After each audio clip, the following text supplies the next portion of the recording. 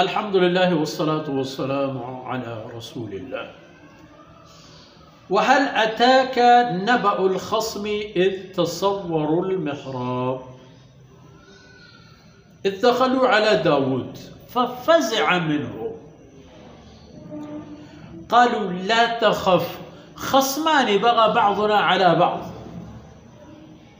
فاحكم بيننا بالحق ولا تشطط واهدنا إلى سواء الصراط.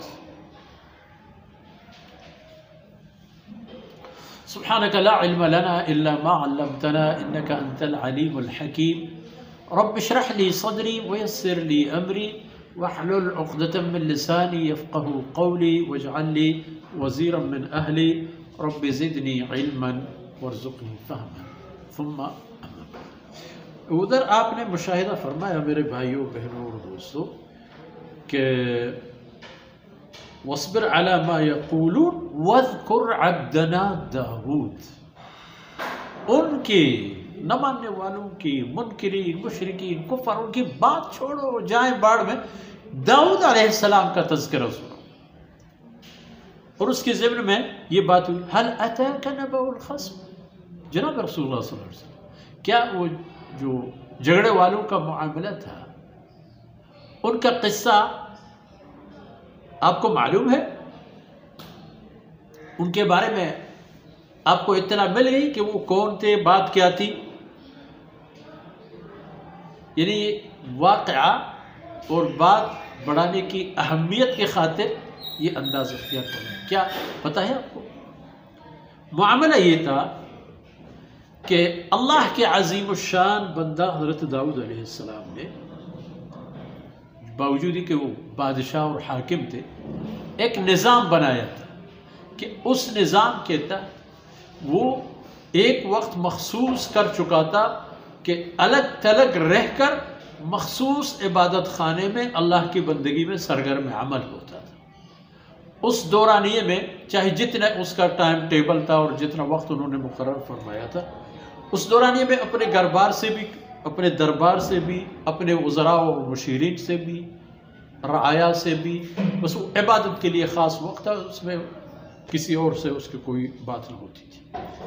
اور اللہ رب العزت نے ان کو چونکہ ایک بادشاہ پیغمبر بنایا تھا تو اللہ رب العزت کو ان کو سمجھانا تھا کہ ایک حاکم کے لیے، ایک بادشاہ کے لیے اپنی ذاتی زندگی میں کوئی ایسا وقت نہیں ہوتا ہے کہ وہ رعایا سے الگ تلگ رہ کر کے عبادت کرے. بادشاہ عادل کی یہی حاکمیت جو عدل کی بنیاد پر کرتا ہے وہ تو ہر ایک عبادت سے بڑھ کر ہے. یہ ان مخصوص طبقات میں سے ہوں گے کہ جن کو اللہ رب العزت قیامت کے دن عرش عظیم کے سایہ میں جگہ عطا فرمائیں گے. تو خیر،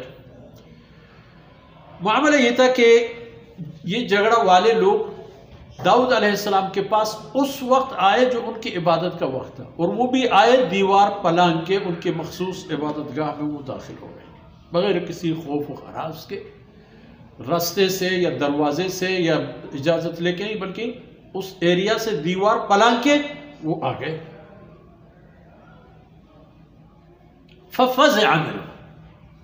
داؤد علیہ السلام نے ان سے خوف محسوس کی کہ کیسے لوگ ہیں. تو انہوں نے کہا کہ لا تخف. جناب داؤد علیہ السلام، آپ کو کوئی خوف محسوس نہیں کرنا چاہیے. خصمان بغى بعضنا على بعض. ہم دو فریق ہیں جو ہم آپس میں تضاد و اختلافات کے شکار ہو چکے ہیں، اور ہم میں سے کچھ لوگوں نے دوسروں کے خلاف بغاوت کیا ہے، ان کا حق مارا ہے. تو آپ کی خدمت میں ہم حاضر ہو چکے ہیں. فاحکم بیننا بالحق. آپ ہمارے درمیان حق کا فیصلہ فرمائیں کہ جو ملامت ہے اس کو ملامت کر دیں، جو ملامت نہیں ہے اس کو ملامت نہ کریں. وَلَا تُشْرِكْ. ظلم نہ کریں، زیادتی نہ کریں. ایسا نہ ہو کہ کسی کا حق چھین کر دوسرے کو دے، جس کا حق نہیں ہے اسے دے اور جس کا حق ہے اسے نہ دے. ایسا نہ کریں. حق کا فیصلہ کریں اور کوئی ظلم اور زیادتی نہ کریں. وَاهْدِنَا إِلَى سَوَاءِ السَّبِيلِ. اب ہمارا جو مسئلہ ہے، ہمارے اس مسئلے کا حل کیا ہے، اس حل کی طرف جو سیدھا رستہ ہوگا اس کی طرف ہمیں رہنمائی فرمائے. ہم آپ کی خدمت میں اس لیے آئے ہیں، کوئی اور مسئلہ نہیں ہے. پھر ہم دیکھتے ہیں کہ اگلی آیت میں وہ لوگ اپنا اصل مدعا بیان کرتے ہیں، جھگڑے کا سبب بیان کرتے ہیں، اور پھر داؤد علیہ السلام کیا ان کے ساتھ سلوک فرماتے ہیں اور خود اپنا رویہ اور انداز کیسے بنا لیتے ہیں. وصلی اللہ علیہ نبینا محمد وعلی آلہ وصحبہ.